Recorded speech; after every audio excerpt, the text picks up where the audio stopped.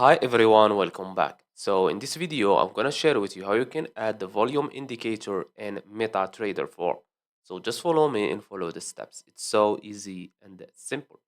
So first of all, open your MetaTrader 4, then go to Insert here at the top left. Click on it, go to Indicators and choose Volume. Okay, click on it. And now as you can see here, we have value up, we have green, and value down, we have red. Click on OK.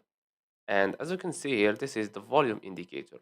If you want to make this part thicker, all you have to do is go to chart and click on indicator list, click on volume and click on properties.